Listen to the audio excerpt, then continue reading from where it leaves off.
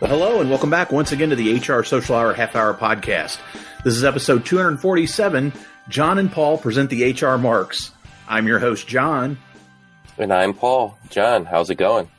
Paul, I'm well. It's great to be back here again with you, my friend. Thanks. I'm excited to be here and thankful to you and Wendy, as always, for allowing me to step in on this special episode. You know, we're at the beginning of December. Speaking of being thankful, I want to take a moment to thank Mike Sipple Jr. and our friends over at Talent Magnet Institute for sponsoring this last month of the podcast. Mike's been a great friend to the show and to our community at large. We're really glad to have them back for this last round of episodes. Thanks to Mike. You're going to hear more about him throughout the month. Now, some of you may be wondering what's going on. We just had the Pop Culture Show come out at Thanksgiving, and now Paul and I are back together again with a special guest to talk a little bit more HR and wrestling. And part of that is because, and I'll be perfectly honest, as the guy that sets the calendar, I made a mistake in the calendar. So we had a date open. Wendy had the week off. For those of you that maybe aren't up to date, Paul and I got together at episode 221, which was, Paul, I guess in May or so. Talked shop, but we also talked about wrestling. We talked a lot of wrestling. It was a tremendous amount of fun. I got more feedback on that show. I was surprised. I don't know about you, if anybody said anything to you about it, but got a bit of feedback, very positive, because I think it was a little different. But as we got to the end and I had this extra date in the book, I reached out to Paul and I said, Paul, let's get another guest on. Let's talk about what we enjoy talking about. And so here we are. Yeah, no, I couldn't wait to be back here again. I was super excited that you said, hey, let's do this again.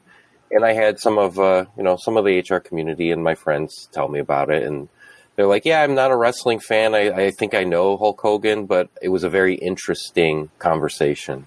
Really excited to welcome back Chris Hadley to the show, right? Chris, you're one of the HR marks with Jon and me here. I guess the first question is always, what's in your glass?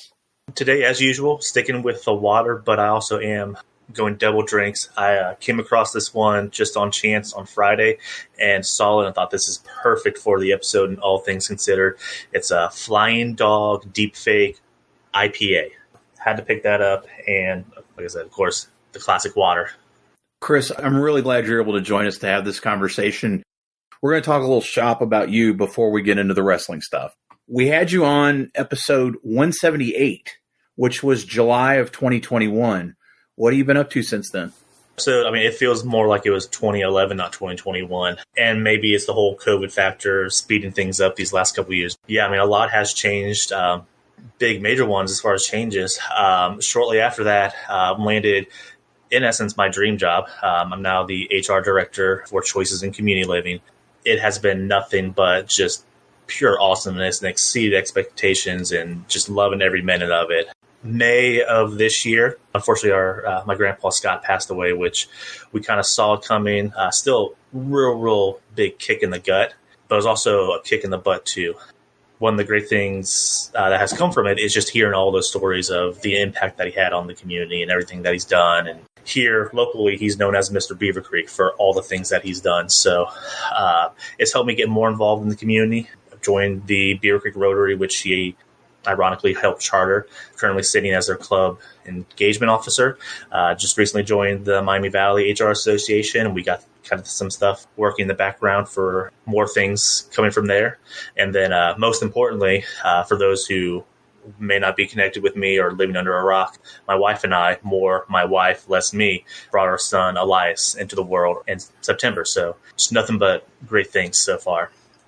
That's awesome to hear, especially bringing the little ones into the world. Hopefully you're getting a lot of sleep, but when you're not getting a lot of sleep, you might be watching wrestling to try and help you out with that, right? Jon asked me this question on the last episode of the HR Marks, so I could not pass up the opportunity to ask you, how did you get into pro wrestling? Honestly, I don't know. It was one of those things. Thanks for being honest. Hey. Yeah. I think it's just part of being a boy growing up in the late 80s, early 90s. I don't know what prompted getting into it, but I have vivid memories of wrestling figures and G.I. Joes and Thundercats and just all of that. All kinds of memories back then with the wrestling figures and the rings and the matches my brother and I would have. Tons of memories there. Don't know where it started from. Did take kind of a little hiatus after the whole Attitude Era thing when kind of stalled out. My son, about 5-6 years ago, brought me back into it because he got into it and started catching up, and it was good storylines, good entertainment. And then now my nephews are huge into it, and even my work. We have some of the clients that we serve. They went to a local match last month and had the time of their lives. So it's just everything's coming around full circle as far as how I'm getting involved with wrestling. I did see that video, and it was phenomenal. Can you talk a little bit about to your job now and the company that you work for? Talk a little bit about that and why that was special. Because people will be like, well, a bunch of people went to a wrestling show. Why is that? Maybe explain that a little bit. Just kind of a quick backstory. The company I work for, we service adults with developmental disabilities. They are people just like anybody else. They have hobbies, they have interests, they work, they go to shows, they go to concerts. I mean, they do things that all of us would do. I went to a Saturday night match that was here in Dayton, Ohio, and lo and behold, one of our program directors took 6 of our clients there. They had way better seats than I did, and they had the time of their life. One of them got a fist bump from Bobby Lashley and was ecstatic about it. Swore he wasn't going to wash his hand ever again and had to be talked into, washing hands is important, but, you can at least wait to wash your hands. Speaking with that director later next week and hearing how just ecstatic these guys were and they were having the time of their lives. And I was like, you know what? We got to get that on video. It's awesome that they have a passion, but just the joy and excitement that came from that. We have a social media company that we work with, John Sophie's Media, that came out to us, did all the interviewing, the editing, which, John, I'm sure you can appreciate a real good edit job with video and audio and tying everything together. And the end product was awesome, just seeing them tell their side of the story from the event and just how much fun they had seeing some good old-fashioned wrestling. I'll try to find a link to that, or maybe you can send it to me and we can share it in there, because it was really cool. I got a real kick out of that. Didn't even register that you might have been at that same show, but I knew it was going on. It's really fantastic stuff. It's nice that you found this job that can tie some passions or interests into it, too. You're watching the current product. We're watching some current product. We're going to talk a little bit more about that in a bit, some of the more current events. Who are some of your favorite performers, either wrestlers, personalities, managers? Go back into that 80s, 90s time, or even now. Like, who are you really into? Paul and I did our top 5. What's your top 5? The whole Attitude Era was legendary. I mean, that is just on a pedestal of its own. Everything that came from it and the resurgence of wrestling from the WWE standpoint and how it brought it back.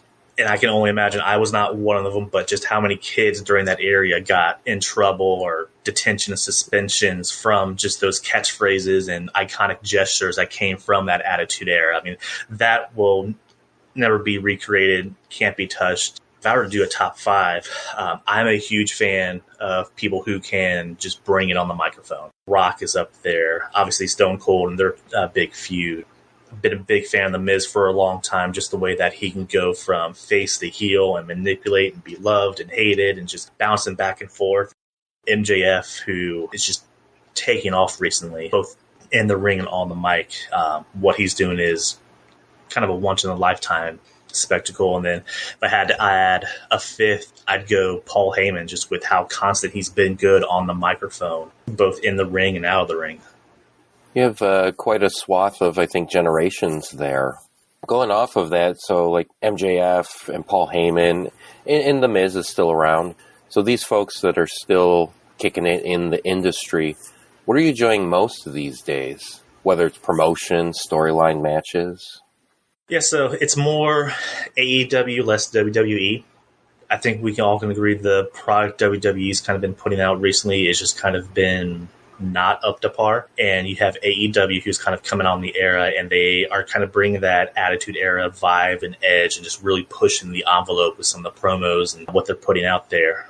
Now, obviously, the whole Vince issues that happened with WWE probably played a part, and now you have Triple H taking over and you're getting a little bit of a better product. So it'll be interesting to see what comes from that. Been really digging what AEW's been putting out, and just a lot of the people that they're bringing up and kind of like the surprises that they bring in through the pay-per-views. Well, you're talking about your top 5 and you mentioned heels and faces. We talked about this last time, Paul. For those that maybe weren't with us for the last conversation or maybe not remember, we talk about faces. We're talking about baby faces, good guys you want to cheer for, as opposed to heels, which are bad guys, people you want to boo. Interestingly enough, I was teaching in the 90s, and I had those kids doing the Generation X chop, the New Age Outlaws suck it, and that kind of stuff. I guess I have a little different perspective than you guys.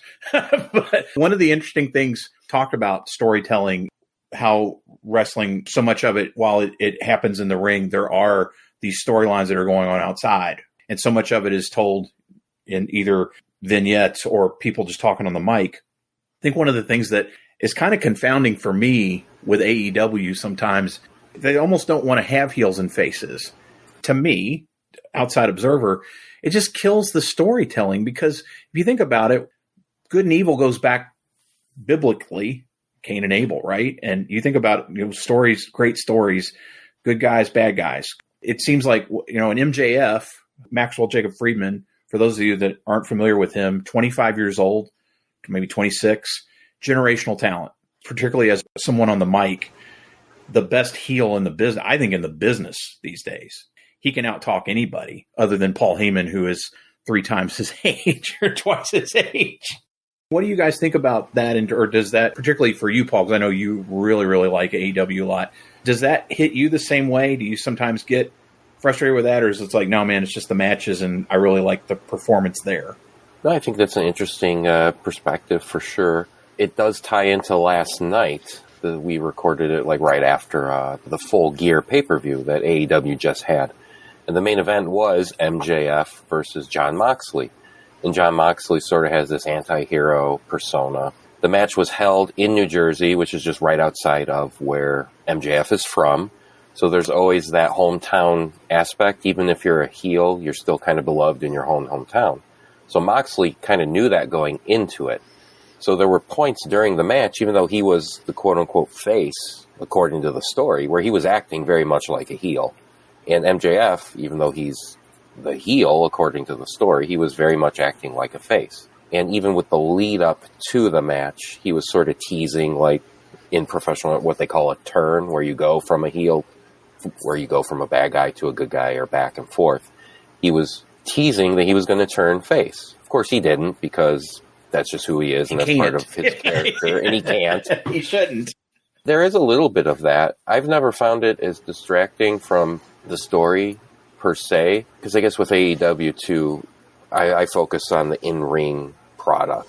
I love the high-flying matches, those type of things, but I know, to your point, John, there is something to say for, if you're not doing the high-flying, acrobatic type stuff, you have to have that build-up, that tension in the ring, and that good heel versus that good face does that. I'm a really big fan of MJF as well. That guy lives that character, no matter where he is. People, particularly if you don't know who he is or what he's about, I'll give you an example. There's a video, and there are a lot of videos of MJF out there. There's one of him at a convention. People are giving him money to sign things, and he just throws it at them. This guy who is visibly disabled in a wheelchair rolls up and says something to him, and he's like, well, you know what I can do that you can't? I can stand up. Now, the guy in the wheelchair is dying laughing. Now, if you don't know, or if you look at it out of context, you're like, this guy's a jerk. He does that all the time. What I do appreciate that, again, as somebody that watching Memphis wrestling as a kid, those people live that. The good guys and the bad guys, you didn't know that they may have hung out afterward. If they got caught hanging out, they got in trouble. Some of these folks that went out and carousing after a show, if they got beat up by a civilian, they got fired. They couldn't stay in the territory. One of the reasons I really like MJF is that he's constantly this jerk, no matter what he's doing. Chris, when it comes to that storytelling or the good and evil stuff, are you with Paul? Is it more about the in-ring piece, or do you think about that too? Yeah, so I'm there with Paul. So what you see in the ring, AEW, besides MJF, there isn't someone who has that line drawn and says, I am a heel or I am face. They play in that gray area where they could be, they could not be. They could be like, they might not be like. It's just really, it's weird to see. Kind of to your point, growing up, you knew who was the bad guy. You knew who was the good person. You knew when they battled, it was going to be good versus evil. And then that's when, when you had those turns, it was just, you were blown away. You never expected bad guy becoming good, good becoming bad. It was set in their ways. Like you said, MJF, in the ring, off the ring, on Twitter, everywhere. He is just that guy. saw that same video, and even I was like, knowing who he is and how he acts, I'm like, holy cow, that is just, you don't expect that, but that's just him. I want to say it's refreshing because it brings that edge to it, to where it's not, they're staying within the lines, they're being very PG. It gives that edge and that kind of excitement because you don't know what he's going to do or what he's going to say or who he's going to say it to. It's fun to sit back, and I try to watch a little bit of all the product. We're going to talk more about some of the HR stuff behind the scenes here in a few minutes. But it is interesting to see just how different the promotions are. The two, when we're talking primarily the two big promotions here in the United States with WWE and AEW, their products are so very, very different.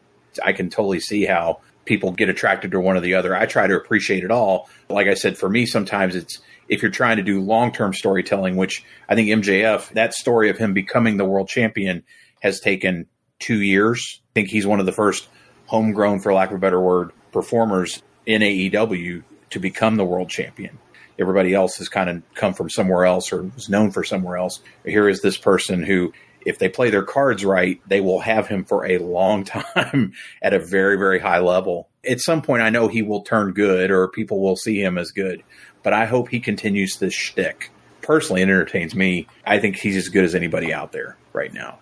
For those who aren't listening or who are listening that aren't wrestling fans, he's not a real jerk in real life. He's actually, from just to give some perspective, he's actually, if you read up on him, a super sweetheart guy. Takes his business to that next level, and think of it like you're trying to become the best coach that you can at your business through the HR lens. That's how he feels about it, trying to be the best wrestler that he can and pay homage to all those acts that came before him, like Roddy Piper, who he really, really likes, and Ric Flair, and even going back to like Gorgeous George. I said several times, like, he's a practitioner. He studies film. He lives, breathes film. You can see it. You can hear it. I mean, he makes a lot of references that you're like, I've heard that before. And then you do a little digging. You're like, oh, that came from insert name of previous wrestler, previous generation. To your point, I mean, he definitely puts the work in. He knows the game. He knows the history. And like what John said, generational talent. With that, we're going to take a quick break. We'll be right back. This is Mike Sipple Jr., your friend from TalentMagnet.com.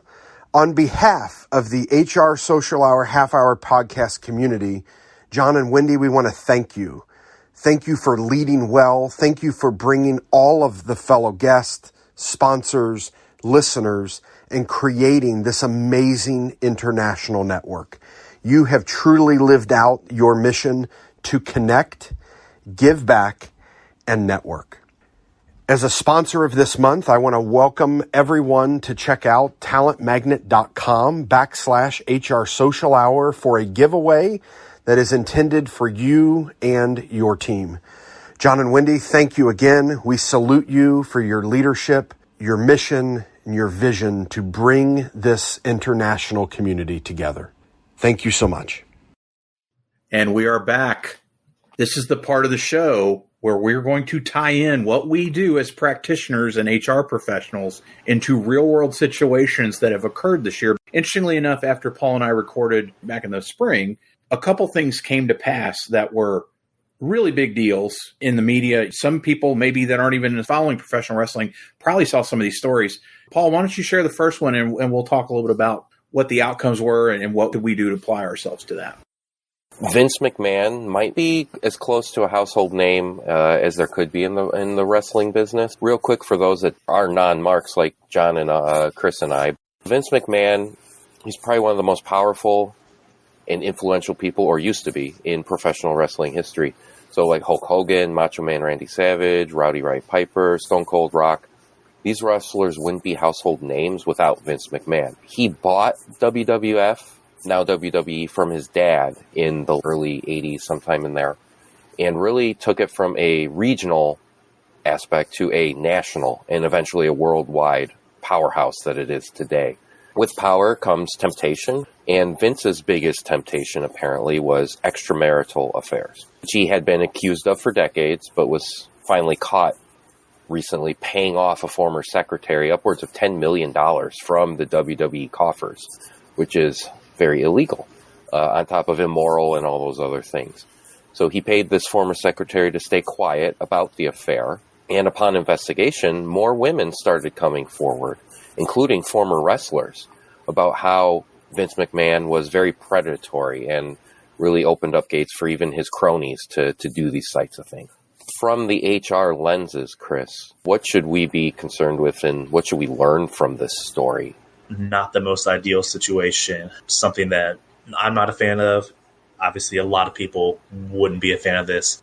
The big thing is, just like any of other situations like this, the cover-up is always worse than the act. 99.9% of the time, whatever you try to cover up, it's eventually going to come out, whether purposely, on accident. It's going to surface, and it's just going to be 100 times more worse than the initial act. So when this started coming to light, my first thought was, okay, this is wrestling. This is a storyline. They are just trying to compete with AEW, try to throw something out there, get attention.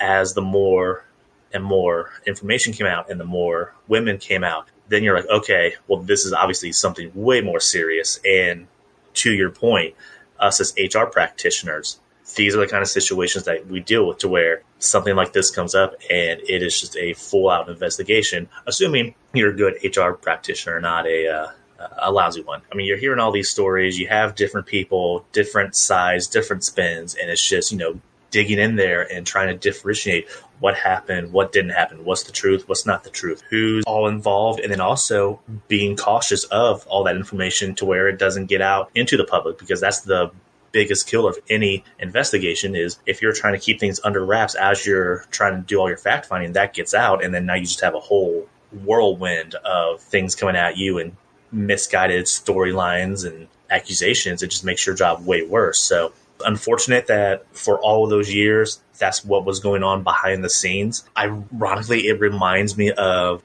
we hear all those companies that promote and push their culture, and they have great culture and this great place to work at, and you get in there and it's the complete opposite.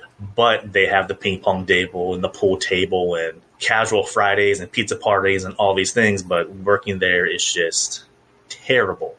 I mean, we look at WWE, they've been very, very successful, but it's not the job for everybody, excluding the horrible things that was going on behind the scenes. We hear the stories, the wrestlers getting in there and just not having a great time. They're not enjoying the actual culture of the company. I think we'll talk a little bit about this later, the difference between them and AEW being employee W-2 workers and 1099 contractors and all that, and how that plays a part. Yeah, I would assume WWE's turnover rate is exceptionally high. We don't hear about that because they have all those wrestlers coming up through the pipelines that they may be getting shot or look at, really don't fizzle through. Especially with those dark shows, you have like the jobbers coming in and performing, and we know there's been some jobbers that became very successful, and most of them not so much. Definitely would not be an ideal workplace from the employee standpoint doing this kind of investigation on Vince McMahon.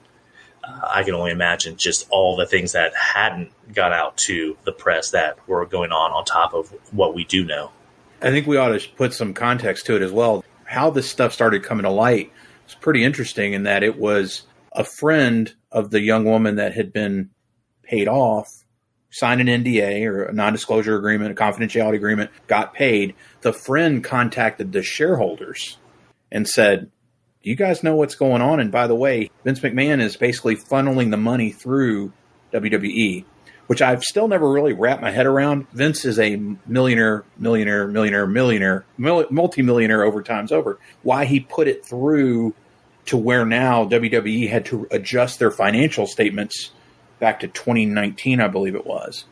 That's really serious stuff. Frustrating thing in there, you said a minute ago, Chris, is it good HR or bad HR? I remember somebody sent me a job posting for WWE in the last couple of years, and I was like, there's no way I'd want to do that, because I think that you've got the in-ring performers are 1099 independent contractors. In the past, they didn't get anything other than what they got paid.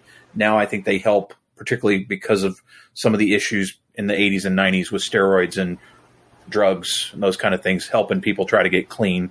They don't have anything else. I can't imagine being in the office and the pressure as a corporate employee there either, because let's face it, this is a business that has changed so much. Just like when Paul and I talked about the fact our favorite wrestlers, they're humans. They make mistakes. They're not necessarily good people. I think the three of us would agree. Vince McMahon is not a good human being. He provided a product that's brought us joy over the years. He made his money off the backs of people, literally off the backs of people that he didn't necessarily take in kind. The investigation piece is really important. Here it's so much is it morally wrong as opposed to illegal? That's where it gets so messy. And, let's face it, I think we'd all agree. We don't want to see our leaders having appropriate relationships with subordinates. All of a sudden, they're doubling this young lady's salary at one point. From an HR perspective, Paul, I don't know about you. If I saw that and say, hey, why did we just double this person's salary? What kind of performance review must they have gotten? You're hitting the nail on the head. What popped in my head during this conversation is similarly all the stuff that's going on with Twitter right now, right? With Elon Musk. And while he's, through his businesses, probably brought a lot of good into the world in some aspects, he's not a likable person or a good person. And Vince McMahon, for those that may or may not know, he was found innocent when he probably shouldn't have been found innocent in the early 90s during a huge steroid scandal, where he was actively requiring his wrestlers, or if not outright requiring, under the table, giving them steroids, because one of his biggest things was always he wanted the biggest, beefiest, hulkiest dudes. And that's what he thought made him money. He was found not guilty, even though he probably should have been. So he's been a bad dude his entire life, quite frankly. So it just kind of reminded me a little bit of all the stuff going on at Twitter and how even visionaries and people who are incredibly successful and powerful doesn't mean that they're good people. And if you're in that situation as a practitioner, you want to be thoughtful, direct in your approach. And let's face it, it'd be incredibly challenging to go to someone of a level of a Vince McMahon and address that issue. That's somebody's role in that organization is to do that. It's kind of sad to think, though, that multiple people are abused or mistreated and things happen that they just literally just stroke checks and they go away, because you don't know what the long-term effects are and the emotional damage that necessarily goes on. Money doesn't fix those things easily, if at all. Interestingly enough, for those of you that aren't aware, Vince McMahon started as an announcer and then in the 90s became a character in the show. Mr. McMahon, the mean corporate guy, was a performer for many years on camera. All of a sudden, they say, oh, we're having this investigation. He makes like one more appearance, and the fans went crazy, cheering him. What an indictment of us collectively. It's like the Roman Colosseum, right? You cheer the violence and the gore, and unfortunately, kayfabe, which is a wrestling term meaning the story, kind of blends with reality, and you lose sight. And I think maybe we've been conditioned that Mr. McMahon is he's a character, when this actually was probably him blending his real life into the storyline all this time. I think many of us agreed that he was never going to retire. This was his baby, that he put everything into the WWE, previously F. Talk about not being a good person. Vince McMahon effectively destroyed all the territory wrestling that I grew up on. When he bought the promotion from his father, he then went in and started trying to buy the other promotions. And those that wouldn't buy, he went to the television stations and threatened them. And then he started the pay-per-views. Basically said, if you try to show other people's pay-per-views, I won't let you show mine. Just not a good guy, folks. We can't impress that enough. Now he's gone. It was very strange. I'm retired. That was his tweet. I'm retired. Thanks for the memories. I think there's one picture of him floating around of the last several months, because he left, in June, I guess it was? Shortly after WrestleMania, I think. You brought up the whole kind of like the one last hurrah where he came out on Monday Night Raw to introduce it. I could only imagine their HR team and PR team in the middle of this blowing up, thinking, he's going to step away, we're moving things around, only for him to come out and just one last welcome to Monday Night Raw. And I could see them just like, oh, like what is going on? You're supposed to be stepping away, and I can't remember how long they said it was that it had been since he came out to open a Monday Night Raw, and he chooses that time of all times to do it. Do you guys think, as the dust has settled, they have come out and said the investigation is done?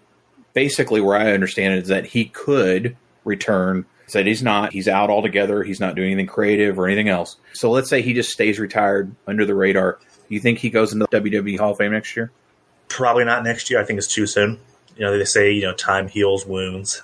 Not saying what he did is going to ever be healed by who he affected. On the other side, there's all the controversy with Hulk Hogan, him being in the Hall of Fame. So it's kind of like the right thing would be, no, he's not ever. But then on the other hand, it would be hard to tell the guy who created the whole company, no, you can't be in your Hall of Fame. So I am glad I am not a part of that decision-making, a part of that board, a part of anything of that, because I can only imagine, just because we know Vince is a very strong-willed personality, and I don't think he would take no for an answer. So I'm glad I'm not a part or will ever be a part of that conversation. Yeah, that's an interesting question, John. I think just with context, this Hall of Fame is not like the Baseball Hall of Fame or the Hall of Fame of Canton, Ohio for NFL. It's truly just a marketing gimmick WWE has used to push WrestleMania. People being in their Hall of Fame is the equivalent of maybe me and you being in their Hall of Fame. Could happen. Just as wrestling fans, it could happen. If it makes them money, it could happen. Chris had a great point. In wrestling, you never say never. People who've had the worst butting of heads and they've left on the worst possible terms almost always come back. That being said, next year is too soon. Probably within the next 5 years, I could see it happening strictly as a money-making, pushing it next type of thing. I wouldn't agree with it on a personal level, but, business is not always about that, right? It's about what's going to make us money at the end of the day. I think it's interesting to note the only person that I'm aware of that the WWE has entirely distanced themselves from is Chris Benoit. For those of you who aren't aware, Chris Benoit was a wrestler in WWE and WCW that basically snapped and killed his wife and his son and then himself. I remember vividly when that happened because I was a big Chris Benoit fan. He was a tremendous in-ring performer. There's a lot of question as to CTE and literally what kind of brain damage he may have had from so many. He did a lot of really rough things to his body. Does not negate that he did a horrible thing, but it's interesting that he seems to be the only person that they have forgotten or don't want to claim. They've had some bad people. Pete Rose can't get into his Hall of Fame, but he can get into the WWE Hall of Fame, lest we forget a former president. And I won't name the former president, is in the WWE Hall of Fame. Great point. But what's former presidents have to do with wrestling? Nothing. But it made them money at the time. And that's a good point, John. Only Chris Benoit. Speaking of making money, the other big item that came up this year was with AEW, the other promotion we've talked a little bit about. Tony Khan, who owns AEW, the son of Shad Khan, who is a billionaire. Shad Khan owns the Jacksonville Jaguars, an English Premier League soccer team, football team, for those of you overseas. They got a lot of money. Tony Khan grew up a big wrestling fan, got to be friends with a lot of the wrestlers that kind of helped start AEW. We mentioned WWE wrestlers, those that are in-ring performers, are 1099 employees. They don't have any benefits. They get what they get. It's always been a big bone of contention. There was a time unionizations come up several times. And I think maybe, Paul, we talked a little bit about it at one point when Andrew Yang was running for president. When he realized he wasn't going to become president and maybe he could get on Biden's cabinet, he started pushing for the labor secretary job. And that was one of his primary things, was to go after WWE to unionize. Tony Khan, on the other hand, with AEW, all his performers are payrolled employees. They're all on salary and benefits and everything else. One of his big pay-per-views, quarterly pay-per-views back in, I guess, what was it, September? Late August, early September. The big match at the end of that event was a wrestler by the name of CM Punk. Punk came out of WWE, went into MMA for a while, and then he took, 7 years off, right? That he was gone from wrestling altogether. Last year, Tony Khan made the major coup of getting CM Punk back into wrestling. Puts together a real solid year in terms of performing, gets injured, is out a little bit, and then he comes back at the All Out pay-per-view and wins the World Championship. He's now the biggest wrestler in the promotion. Tony Khan does an interesting thing in that he does what they call a scrum after each event. Press gets together. They interview those people that are the champions. Apparently, CM Punk was not happy about a lot of things and decided to voice all of his frustration very candidly, Tony Khan, the CEO and owner of the organization, sitting next to him. I'm not going to repeat what he said here, but he said some really unkind things about a lot of people. It personally entertained me because I think it's kind of funny. Basically, what he ended up saying at the end was, if you don't like what I said, come see me, come find me, and we'll have a conversation. Understand this is after the pay-per-view. He's apparently injured. He got injured during the pay-per-view. He's grumpy. He's eating muffins. It was a show. CM Punk leaves the press scrum and goes to his locker room. That's where the fun starts, everybody. Several people that were executives in this organization, 3 executives and the chief legal officer, basically the number 2 person in the company, at least the 4 of them go to CM Punk's locker room. CM Punk is there. His dog is there. His friend, who's another former wrestler and was on the payroll, is there with his wife. So there's at least 3 people and a dog in this room. And that's where everything is very unclear. Nobody knows exactly what happened. There was some kind of fight. To the minimum that we know that one of the VPs, one of the young bucks, one of the wrestlers, again, an executive in the company as well, got hit with a chair. I want to make sure I get all this stuff right, guys, because one got hit with a chair, and I believe a person bit Kenny Omega, who's another one of the wrestlers, but also a vice president of the company. Stay with me, folks. He got bit by another human being and not the dog. He was trying to save the dog, at least. I thought it was ironic that he got bit by the human and not the dog.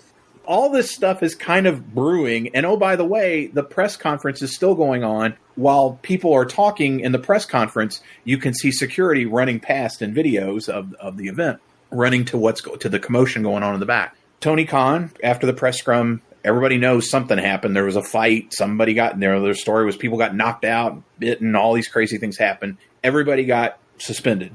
Go home. We're going to investigate. Things are very, very murky.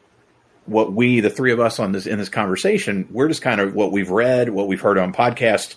Nobody's entirely clear what happened. We believe that a third-party investigator was brought in to talk to the people that were in the room where this event occurred.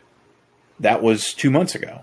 As of the pay-per-view last night that Paul mentioned he watched, the 3 executives that were also wrestlers were back. So the first time in, 2.5 months? CM Punk, no one knows what's happened to CM Punk. He's not performing. The story is he is injured legitimately, and no one knows because he's not said anything. The story for us, and the reason we wanted to talk about this, is it's a mess. And as an HR professional, how would you go about methodically working through this to make sure that you figure out what's accurate? Because let's face it, all of them are going to have a story, and it's probably going to be different. Chris, how do you think you would approach that? It's a nightmare situation. So, as you alluded to, you have CM Punk sitting next to the CEO, and he is just ripping the company a new one. And the CEO is just sitting there letting it go. Doesn't try to interject. And nodding, often nodding. Yes, right. Doesn't try to interject, doesn't try to, well, maybe you're wrong, or you're wrong, you're off. Shut him up? Right. Nothing. Like you said, he's just sitting there nodding, just like, yep. Like he's the child and CM Punk's the dad, just like disciplining him verbally. Like he's just sitting there. When I first saw that video, I'm like, okay, this is part of the show, nothing new. But then as you hear more and more, you're like, okay, this is way deeper. There is something that's going on. And what blows my mind is in the world that we live in now, not one cell phone video, picture, security, there's nothing of it. And then there were stories of it was in the locker room, it was in the back area, like where it actually happened. There's a lot of information that contradicts the other.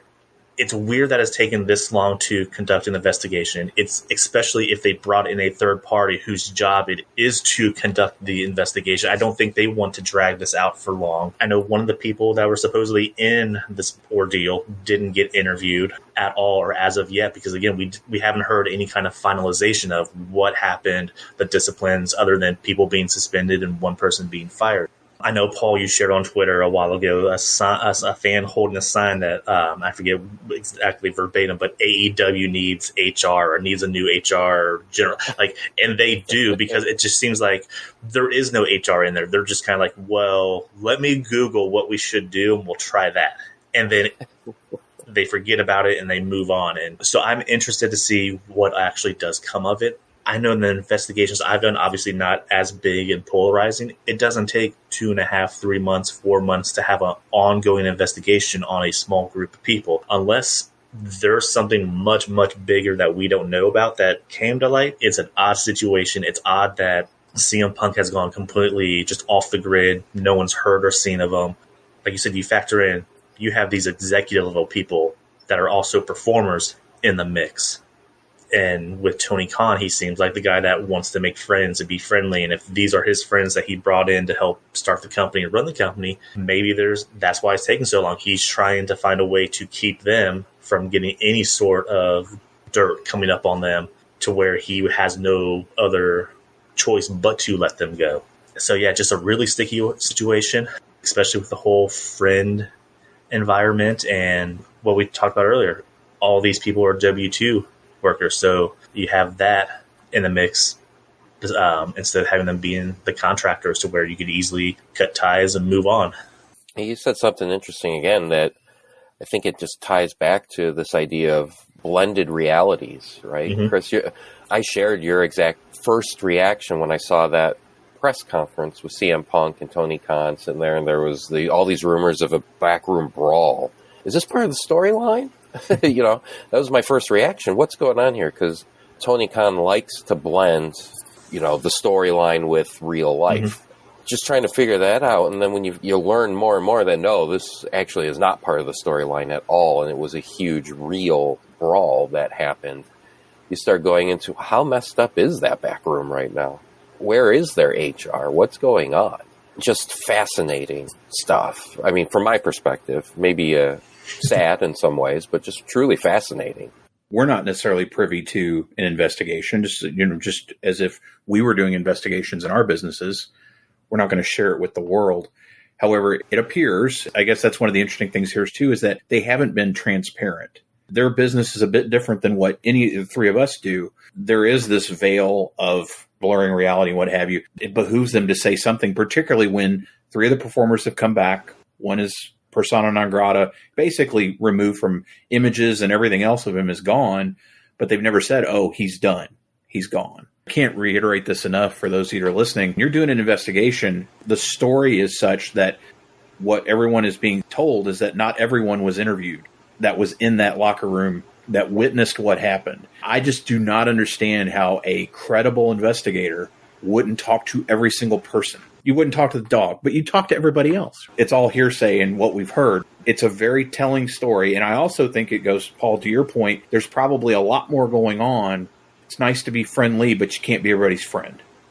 And as a leader, you have to know the difference. Surround yourself with people that also understand that so they can take care of stuff. I know he started to make some hires of people that have been in the industry for some time that maybe they can help address some of those things, get some of that stuff squared away. These two stories between Vince McMahon and now with CM Punk, very, very interesting things that are not storylines. These things are real. We all might deal with some type of, maybe not as extreme, but a version of them somewhere in our careers as practitioners.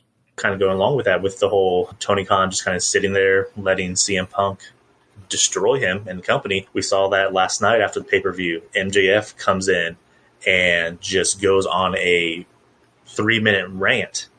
And Tony Khan just sits there, lets him interrupt, lets him talk his talk, and then he walks out, and Tony Khan just goes back to as if nothing ever happened. It's a very fascinating dynamic of what is going on and how, if this is all real, how he's running the company. Thankfully, though, MJF didn't come in and say, if you don't like what I say, come find me and we'll talk about it. He told everybody what they could do and just walked away, as opposed to, if you don't like it, come find me and we'll talk more. And I think that's the one smart thing he didn't do.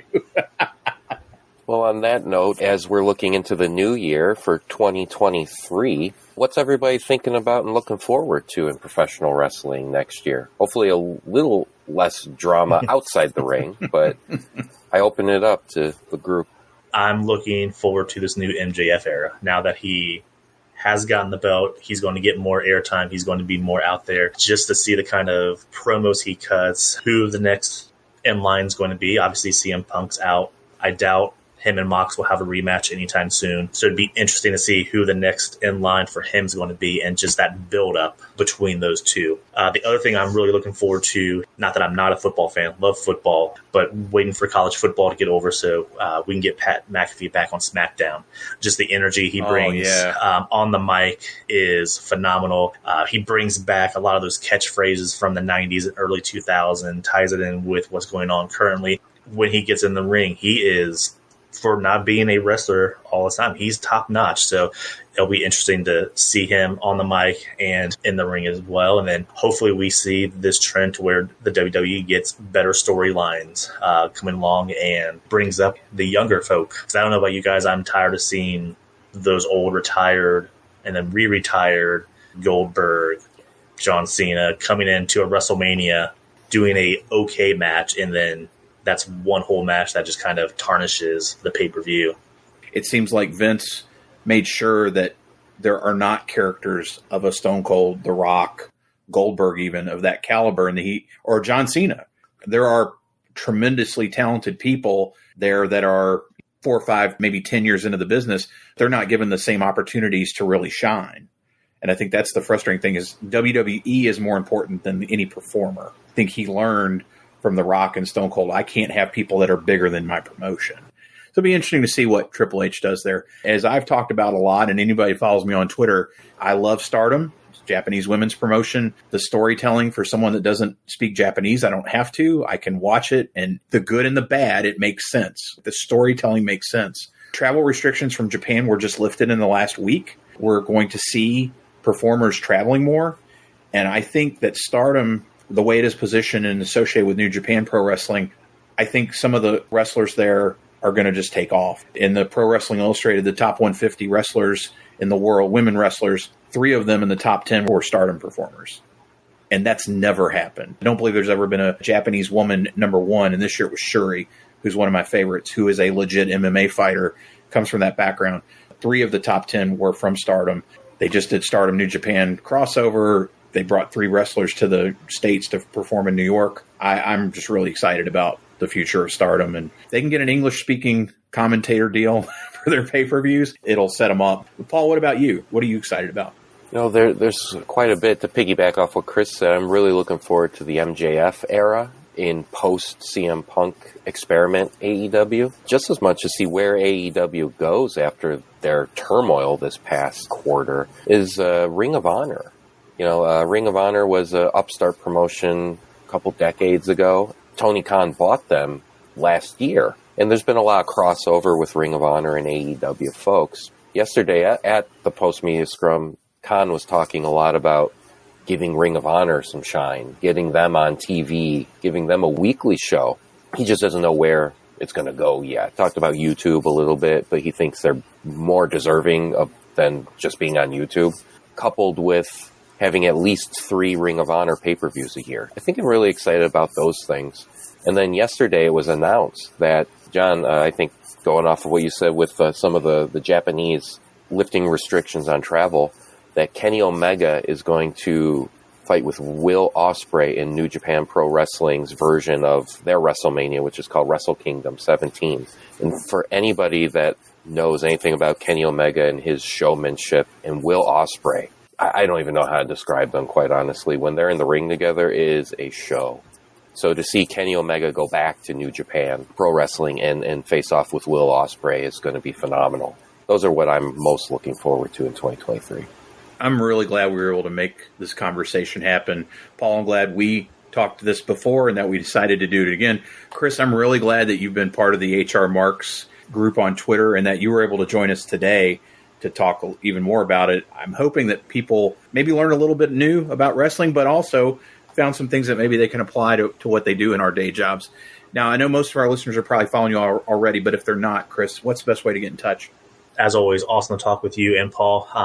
I do have to plug Paul's HR is Professional Wrestling blog that he wrote. I know you talked about it the first podcast, but for anyone who didn't hear it or is new, not only does it give a great explanation of all these wrestling terms and the backstories and things of that, the way that, Paul, you were able to tie in wrestling and HR and have it make sense. I think anyone who's not a wrestling fan or is in HR and kind of wants to see how the two intermingle. It's written beautifully, so highly recommend. But as far as getting a hold of me, anything besides Twitter, I am at The Real Gappa on Twitter. Just first and last name. You should be able to find me.